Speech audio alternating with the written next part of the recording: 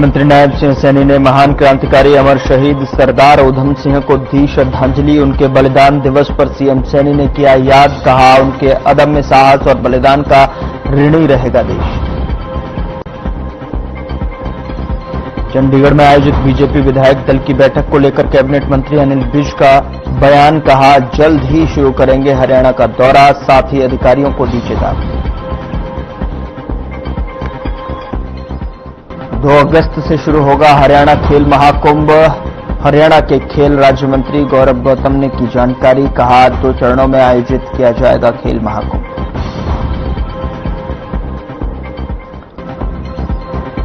हिसार में लगातार हो रही मूसलाधार बारिश, घरों में पानी घुसने से जनजीवन अस्त व्यस्त, लोगों को करना पड़ रहा भारी परेशानियों का सामना।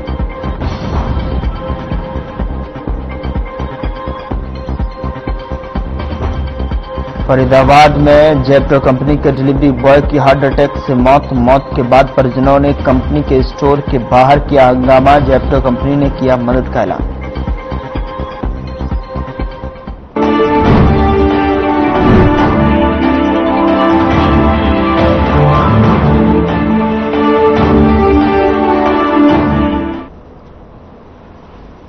नमस्कार, मैं हूं आपके साथ गौरव राजेंद्र। बुलेटिन की शुरुआत करते हैं। बलिदान दिवस के अवसर पर पूरे देश ने जलियांवाला बाग नरसंहार का बदला लेने वाले अमर क्रांतिकारी सरदार उधम सिंह को भावभीनी श्रद्धांजलि अर्पित की।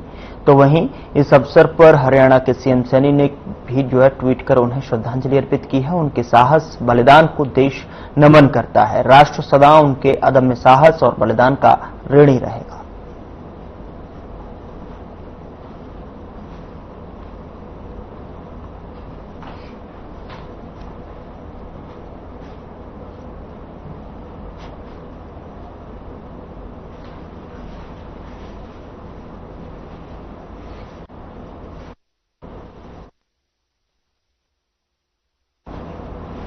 उधर सिरसा रानिया विधानसभा में कथित गुप्त समझौते को लेकर कांग्रेस नेता सर्वमित्र कंबोज ने बड़ा खुलासा किया है।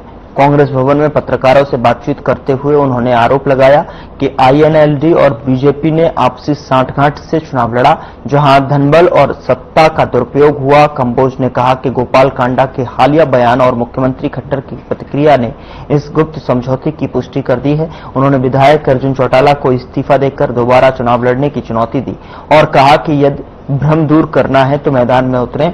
कंबोज ने दावा किया कि रानिया में बोरियों में भरकर पैसे बांटे गए, लेकिन कोई कार्रवाई नहीं हुई। उन्होंने यह भी आरोप लगाया कि आईएनएलडी के इशारे पर बीजेपी ने सिरसा जिले की 3 सीटों पर कांग्रेस को हराने के लिए डमी उम्मीदवार उतारे।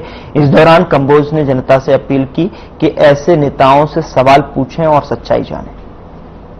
गुप्त समझौते के तहत यानी सारी शक्तियां हमारे खिलाफ काम कर रही थी, सारी शक्तियां, और किस किस का सहारा लेकर इनेलो ये सीट जीती है, ये कांडा साहब ने खुलासा कर दिया है। और इस बात के लिए गोपाल कांडा को मैं थैंक्स कहूंगा कि कम से कम देर ही सही, लेकिन देर से दुरुस्त आए हैं और ये सच उन्होंने सिरसा के लोगों और पूरे हरियाणा के लोगों के सामने रख दिया कि भाई किस तरीके से गुप्त समझौते के तहत ये दोनों पार्टियां जो हैं वो चुनाव लड़ रही थी।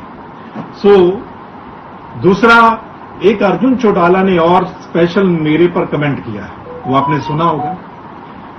जब सर्वमित्र का सवाल आया तो उन्होंने ये कहा कि सर्वमित्र पत्रकार अच्छे हैं, वो पत्रकारिता करें, लेकिन राजनीति नहीं।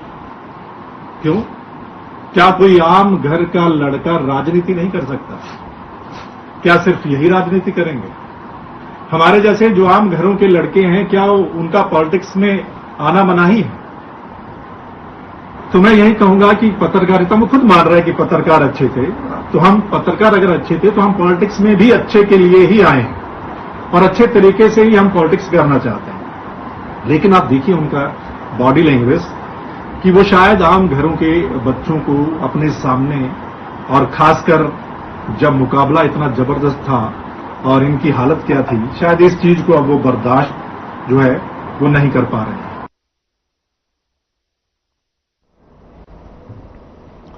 उधर चंडीगढ़ में बीजेपी विधायक दल की बैठक का आयोजन किया गया, जिसमें मीडिया कर्मियों के साथ परिवहन और श्रम मंत्री अनिल विज ने बातचीत के दौरान एक बड़ा बयान दिया। साथ ही उन्होंने कहा कि मैं सबसे वरिष्ठ विधायक हूं, मुझे सारा हरियाणा देखना है, इसलिए मैं जल्द ही सारे हरियाणा का दौरा शुरू करने वाला हूं और इस दौरान नए और पुराने कार्यकर्ताओं से मिलने वाला हूं और उनका हालचाल पूछने वाला हूं। विज ने अधिकारियों को चेतावनी देते हुए कहा कि जो अधिकारी सरकार की योजनाओं को लागू नहीं कर रहे हैं, मैं उनका भी हालचाल पूछने वाला हूं।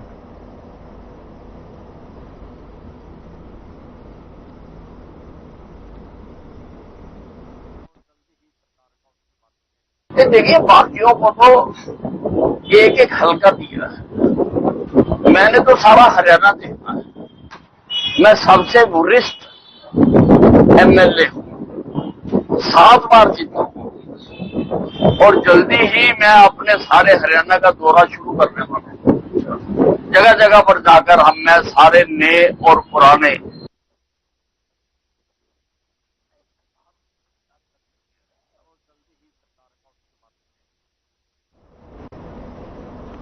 उधर हरियाणा के खेल राज्य मंत्री गौरव गौतम ने जानकारी की कि इस बार खेल महाकुंभ 2 चरणों में आयोजित किया जाएगा और पहले चरण 2 अगस्त से 4 अगस्त के बीच में रहेगा। महाकुंभ में कुल 15,410 खिलाड़ी 26 खेलों में प्रतिभा दिखाएंगे और इस दौरान खिलाड़ी 2102 पदों के लिए मुकाबला करेंगे। रानीखेत विश्वविद्यालय भी महाकुंभ में शिरकत करेगा, तो वहीं पंचकुला में एथलीट, बैडमिंटन और बास्केटबॉल और हॉकी प्रतियोगिता का आयोजन होगा। फरीदाबाद में शूटिंग और ताइक्वांडो में जो है मुकाबला है और रोहतक में बॉक्सिंग, बैडमिंटन, फुटबॉल और आयोजित सोनीपत में टेनिस मुकाबले होंगे। तो वहीं 2 अगस्त को मुख्यमंत्री नायब सिंह सैनी खेल महाकुंभ का उद्घाटन करेंगे। बता दें कि खेल महाकुंभ का दूसरा चरण अगस्त के आखिर में शुरू होगा। साथियों, खेल महाकुंभ 2 चरण में होगा, जिसकी शुरुआत 2 अगस्त मतलब परसों से 4 तक चलेगी। इसमें कुल खिलाड़ी 15,410 के करीब इसमें हिस्सा लेंगे। 26 खेल इस खेल महाकुंभ में शामिल हैं। कुल इसमें पदक 2102 पदक इसमें दिए जाएंगे और इसमें सभी राज्यों, सभी जिलों की भागीदारी रहेगी। 22 के 22 जिले और हरियाणा की खेल यूनिवर्सिटी राई इसमें इन्वॉल्व है। इसका पहला चरण हमने जिलेवार जहां जहां पर ये गेम होने, पंचकुला में एथलेटिक्स, बैडमिंटन, बास्केटबॉल, हैंडबॉल और हॉकी, ये पंचकुला के खेल स्टेडियम में होंगे। फरीदाबाद में शूटिंग और ताई कमांडो का इस खेल महाकुंभ के माध्यम से गेम होगा। रोहतक में बॉक्सिंग, नेटबॉल और फुटबॉल। सोनीपत में लॉन टेनिस। ये इस प्रकार से पहले चरण में इन खेल को रखा गया है और साथियों, मैं ऐसा मानता हूं कि ये खेल महाकुंभ किसी भी राष्ट्रीय स्तर के खेल कुंभ के बराबर है।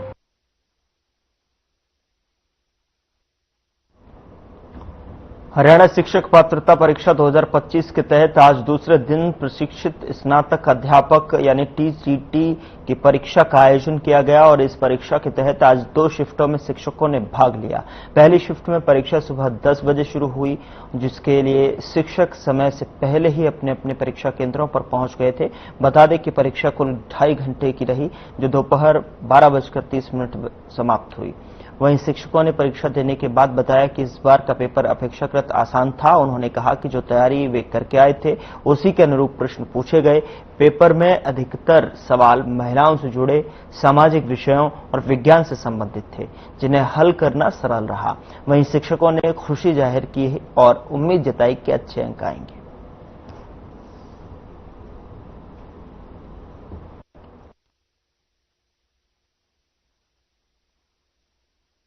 सुमन संजय कलानी सेक्टर 23 फरीदाबाद से। सिक्योरिटी अच्छी थी, रेस्ट्रिक्शन रूल सारे फॉलो कर रहे हैं बाकी ऐसे कोई परेशान करने वाली बात नहीं है। हाँ, सिलेबस के अकॉर्डिंग था, आउट ऑफ सिलेबस तो कुछ भी नहीं था, बस थोड़ा फिजिक्स में न्यूमेरिकल पोर्शन ज्यादा था। मैं लास्ट 6 मंथ से कर रही हूँ प्रिपरेशन। मेरा नाम नितिका वर्मा है, मैं सेक्टर 10 फरीदाबाद से। मेरा सेक्टर 9 में डीसी मॉडल स्कूल। बिल्कुल बिल्कुल, बहुत कंफर्टेबिलिटी हुई आने में भी, यहाँ पे कोई प्रॉब्लम नहीं हुई। सिक्योरिटी पर्पज बहुत अच्छा था, कोई प्रॉब्लम नहीं थी, अंदर बहुत कंफर्टेबल जोन था, सारी फीस भी सब अच्छी थी, कोई दिक्कत। 6 मंथ हो गए मुझे करते गए। बिल्कुल बिल्कुल बिल्कुल, सब चीज वैसे ही थी, कोई बाहर से नहीं, कोई कुछ नहीं, ऐसा सब कुछ अंदर इन कंटेंट में से ही था। उत्तर प्रदेश रामपुर से आया। एग्जाम बहुत बढ़िया क्वेश्चन, जनरल पेपर तो इजी था, बट जो सब्जेक्ट था ना उसका लेवल अच्छा था। बहुत अच्छा एग्जाम हुआ, सारी फैसिलिटी प्रोवाइड की गई इंस्टीट्यूट के द्वारा। मैं तो एक लंबे समय से तैयारी कर रहा हूँ 2016 से। हाँ, उसी के अकॉर्डिंग एग्जाम था, जो सब्जेक्ट था उसका लेवल अच्छा था। नहीं, ऐसा कुछ नहीं। सीटेड लेवल के बेसिस पे तो हमको महेश कुमार है, हम बिहार से आए हैं। एग्जाम तो बहुत अच्छा था, अंदर का जो फैसिलिटी तो बहुत अच्छा था, इसमें किस तरह का तो मतलब कोई राय नहीं थी वो है। बट अगर हम पेपर दिए हैं, हम तो सीटेड 2 बार दे चुके हैं, बट उसके बेसिस पे तो थोड़ा सा पेपर हमको साइंस का थोड़ा सा हार्ड लगा, और कुछ पेपर में थोड़ा सा उतना डीपली नहीं गया, कुछ मतलब कि रटा रटा हुआ क्वेश्चन पूछा हमने, जैसे कोई भी कोहलवर के बारे में अदरवाइज या ब्रोलिस के बारे में, उससे ज्यादा टाइप का क्वेश्चन दिया हुआ था।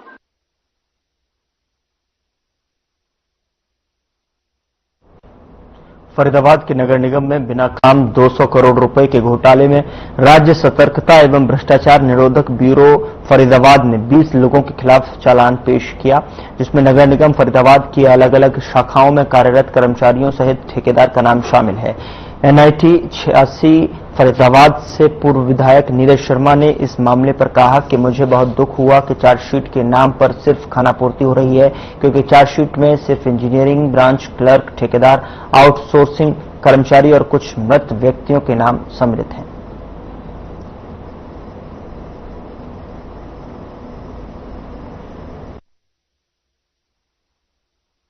साथियों, आपका भाई बेटा नीरज शर्मा। साथियों, बड़ा दुख हुआ कि कल जब देखा इस भ्रष्ट भाजपा सरकार ने 200 करोड़ के घोटाले में जो चार्जशीट दाखिल करी, चार्जशीट के नाम पे मात्र खाना पूर्ति करी, ठेकेदार के नाम, कुछ इंजीनियरिंग ब्रांच के लोगों के नाम, कुछ मृत व्यक्तियों के नाम, कुछ आउटसोर्स के लोगों के नाम। क्या इन छोटे प्यादों की हिम्मत थी कि ये 200 करोड़ का घोटाला कर पाते? क्या इन छोटे प्यादों ने बिजनेस क्लास की हवाई जहाज की टिकटें ली थी?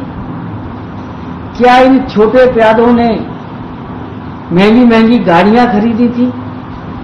क्या जो चेक पे साइनिंग अथॉरिटी है इन छोटे प्यादों की थी? मैं पहले भी कहता था ये 200 करोड़ का घोटाला नहीं है, ये कम से कम 2000 करोड़ का घोटाला है। और अब सरकार इसको बिल्कुल खत्म करने के मूड में बैठी है। मेरे सरकार से प्रश्न है, जो विजिलेंस ने गाड़ियां पकड़ी थी कहां गई? मेरे सरकार से प्रश्न है कि जब मुख्य सचिव ने कई बार विभिन्न आईएएस अधिकारियों के खिलाफ जांच की अनुमति मांगी, जांच हुई और वो अधिकारी माननीय कोर्ट में शरण लेके गए, क्या उन अधिकारियों का इस 200 करोड़ के घोटाले से कोई लेन देन नहीं है? जिस सदगीरा ठेकेदार के अकाउंट में पैसे गए, क्या वो पैसे इन छोटे छोटे प्यादों ने हस्ताक्षर किए थे?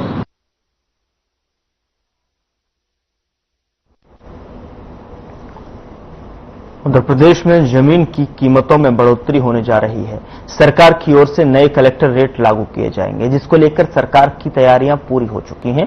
जानकारी के मुताबिक कलेक्टर रेट में 10 से 133% तक की बढ़ोतरी हो सकती है, जिनमें सबसे ज्यादा 133% की बढ़ोतरी फतेहाबाद में एसबीआई मेन रोड पर स्थित जमीन की हो रही है। यहां रेट 15,000 से बढ़कर 35,000 रुपए प्रति वर्ग गज है और प्रस्तावित किया गया है। बाकी ज्यादातर जिलों में 50% तक कलेक्टर रेट बढ़ाए जा रहे हैं। रोहतक, पानीपत, रेवाड़ी, फरीदाबाद, चरखी दादरी समेत कई जिलों में 10 से 50% कलेक्टर रेट बढ़ेगा।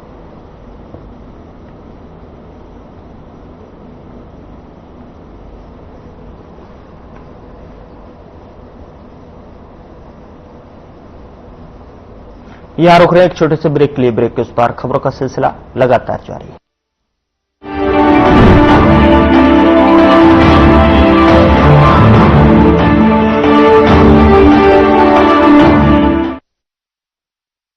क्या आप जिम जाते हैं, कसरत करते हैं, फिर भी आपकी सेहत नहीं बनती? काजू बादाम किशमिश मेवे प्रोटीन के डिब्बे खाते हैं फिर भी कुछ असर नहीं होता, तो इसका मतलब है आपका पाचन तंत्र खराब है। और जब तक के पाचन तंत्र दुरुस्त नहीं होगा, आप जितना मर्जी अच्छे से अच्छा खा लो, आपकी सेहत नहीं बन सकती। इसलिए हमारी संस्था सन्यासी आयुर्वेदा ने एक ऐसी दवा का निर्माण किया है जो कि आपके लिवर, आपके पाचन तंत्र को दुरुस्त करने का काम करती है, ताकि आप जो भी खाएं उसका पूरे का पूरा निचोड़ आपके शरीर को लगे, आपकी भूख बढ़े, खाया पिया सही से लगे, नया खून बने, हड्डियों में जान आए, वजन बढ़े और आप मोटे तगड़े खूबसूरत पर्सनैलिटी का मालिक बन जाए। सिर्फ 699 रुपए की पूरे 1 महीने की दवा होती है और आप इसे घर बैठे 01145454545 पर फोन करके दवा मंगवा सकते हैं।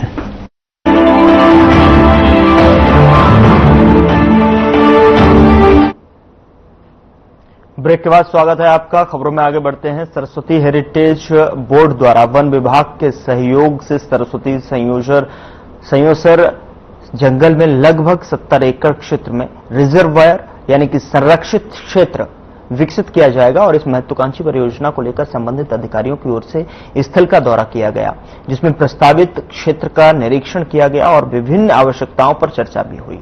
इस दौरान जो है जंगल सफारी के लिए भी मार्गों को चिन्हित किया गया ताकि आम लोग जंगल में रहने वाले पशु पक्षियों और प्रवासी पक्षियों को नजदीक से देख सकें और उनके बारे में जान सकें। इसके तहत जंगल में एक सरोवर भी प्रस्तावित है, जिसमें न केवल वन्य जीवों को पानी की सुविधा जो है मिल सकेगी, बल्कि वन क्षेत्र की हरियाली भी बनी रहेगी।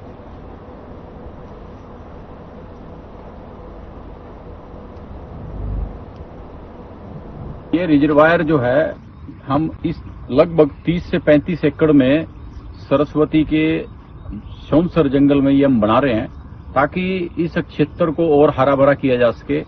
सोमसर जंगल के जितने पशु पक्षी हैं उनको पानी दिया जा सके, बरसात का पानी रोका जा सके और उस पानी से रिचार्जिंग हो सके, किसानों को फायदा हो सके। माननीय मुख्यमंत्री नायब सैनी जी का ये उद्देश्य है कि हम ज्यादा से ज्यादा ऐसी वाटर बॉडी हम बना लें। अभी तक सरस्वती बोर्ड ने 15 के करीब वाटर बॉडी बनाई है, जो जिनमें अब ये 35 एकड़ ये है और 30 एकड़ एक और हम जगह इसमें देखी है और लगभग 50 एकड़ एक और है। तो ऐसी हम जगह देखकर ये ऐसी वाटर बॉडी डेवलप कर रहे हैं।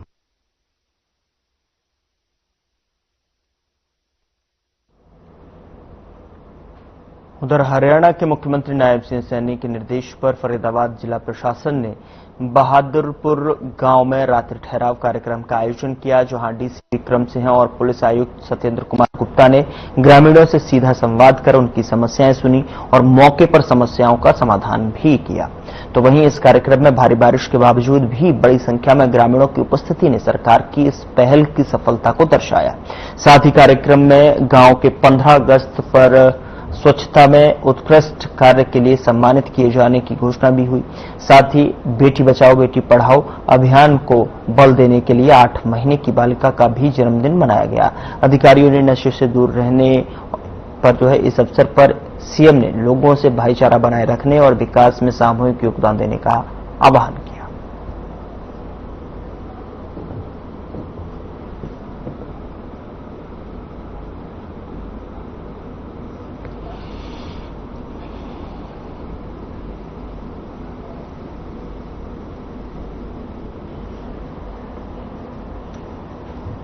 सावन महीने में शिवरात्रि के पावन पर्व पर हजारों ही नहीं लाखों की संख्या में हरिद्वार से जल लाकर बाबा भोले पर जलाभिषेक किया जाता है।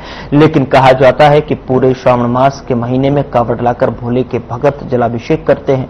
ऐसा ही एक होडल राहुल भोले ने हरिद्वार से 61 किलो जल लेकर होडल पहुंचा। राहुल ने बताया कि उसने संकल्प लिया था कि वह हरिद्वार से जल लाकर भोले बाबा का जलाभिषेक कर अपने चाचा जी शीशपाल को भी गंगा जल से जलाभिषेक करेगा।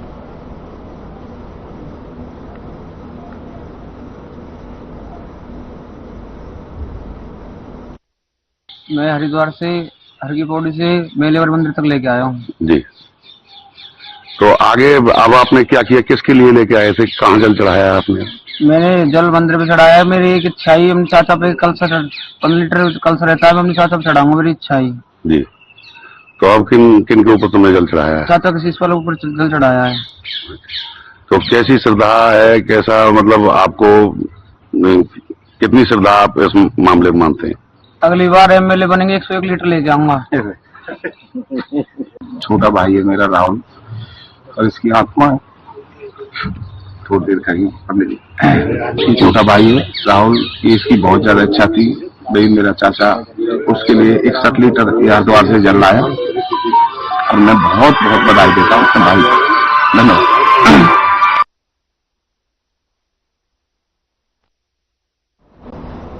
हरियाणा प्रदेश में लगातार बारिश चल रही है और ऐसे में जो है बारिश के कारण आम लोगों का जनजीवन अस्त व्यस्त हो गया है। बारिश के कारण लोगों के घरों में पानी घुस गया, जिससे लोगों को आने जाने में परेशानियों का सामना करना पड़ रहा है। हिसार शहर के निचले इलाकों में 3-3 फीट जो है पानी भर गया और सेक्टर की कॉलोनियों में भी पानी भरा हुआ है। वहीं पानी निकासी के उचित इंतजाम न होने के कारण लोगों को दिक्कत हो रही है। इस मूसलाधार बारिश के बाद सरकार और प्रशासन की पोल खुलती नजर आ रही है।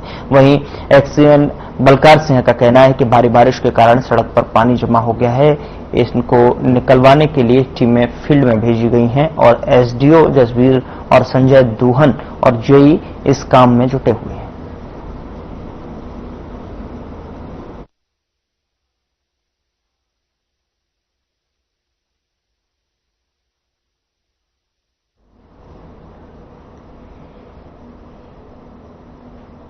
बवानीखेड़ा के कुंगड़ गांव में गुरुवार को बारिश से घरों और मुख्य गलियों में जलभराव बन गया और जिससे ग्रामीणों ने रोष प्रदर्शन कर प्रशासनिक समाधान की मांग की है। और ग्रामीणों ने बताया कि घरों के नजदीक जोहड़ की मानसून शुरुआत से पहले कोई सफाई नहीं की गई, जिसके कारण से बारिश के पानी का जलभराव उनके घरों तक पहुंच गया और उनके दैनिक कार्य बाधित हो गए।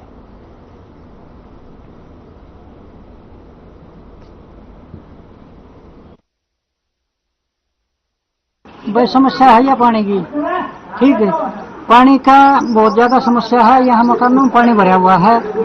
पहले ये इसकी रोड की खुदाई होनी थी, टाइम से पहले वो खुदाई नहीं हुई। इसमें गवर्नमेंट की कोई कमी नहीं, गवर्नमेंट ने पैसे दे रखे हैं, कोई खुदवानिया है नहीं, न इसके गांव का कोई मालिक और न कोई बंदा इस गांव का, ठीक है। सब अपने अपने रोटी सेकने को तैयार हैं और ये काम के लिए कोई ध्यान नहीं है किसी का भी। कोई कल मोटर आएगी, परसों मोटर आएगी, परले दिन मोटर आएगी, तारीख पर तारीख कोर्ट वाला काम कर रखे सरपंच ने। शिकायत हमने तो सबको की है, न कोई प्रशासन का ध्यान, न कोई सरपंच का ध्यान। समस्या तो हम बार बार बता चुके हैं जी, हमारी पानी की समस्या है जी। कल रात से बारिश तेज हो रही है जी, हमारे घरों में भी पानी भर चुका है जी। हमें आने जाने की समस्या हो रही है जी, बच्चों को स्कूल भेजने की समस्या हो रही है जी। हमें दूसरे घरों में बर्तन फेंकने पड़ रहे हैं जी। हम यही अपील है जी, पानी उतारने का जल्द से जल्द प्रबंध करें जी। शिकायत हम जी सरपंच के पास भी जा चुके हैं जी, सबके पास जा चुके हैं जी। मैं कह रही थी ड्रेन और फुल हो गई है, मोटर टेकने की जगह नहीं है जी। इसका मोटर में ड्रेन में पानी कम होगा जी। भी हम ये जी कल रात से 12-12:30 बजे के करीब रात का पूरा बरसल लग रहा है जी। बारिश थमने का नाम ही नहीं ले रही जी। हमें बहुत दिक्कत हो रही है, सभी के घरों में पानी भर चुका है। हमें रोटी बनाने की और अपने पशुओं की देखरेख करने में बहुत समस्या हो रही है। सभी स्कूलों में पानी भर गया, बच्चों को स्कूल भेजने में दिक्कत हो रही है। और मेरे सरपंच के पास जाते हैं तो वो भी कोई सुविधा नहीं कर रहे। इसके कारण हमें आने जाने में बहुत दिक्कत हो रही है।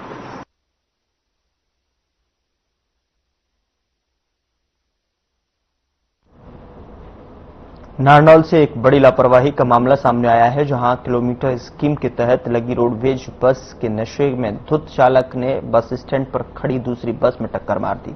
हादसे के बाद यात्रियों ने जमकर हंगामा किया। हादसे में दोनों बसों को हल्का नुकसान हुआ, लेकिन बस में बैठी सवारियां डर के मारे उतर गई। अड्डा जो है परिसर में हंगामा शुरू कर दिया। यात्रियों ने सवाल उठाया कि नशे में धुत ड्राइवर को ड्यूटी पर क्यों लगाया गया।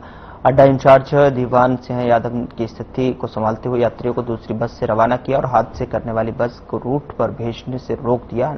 और अड्डा इंचार्ज ने बताया कि यह बस जयपुर से दिल्ली गुरुग्राम होते हुए नारनौल आती जाती है।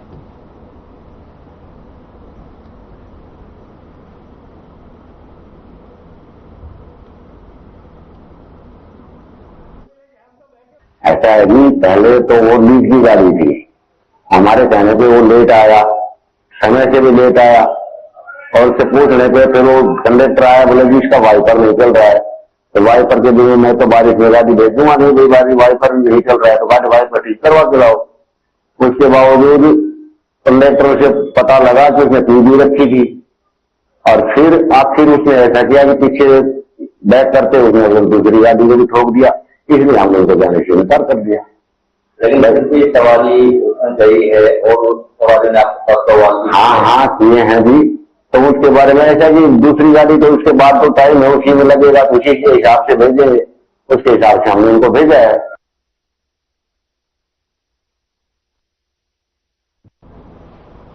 फिलहाल बुलेटिन में इतना ही। नमस्कार।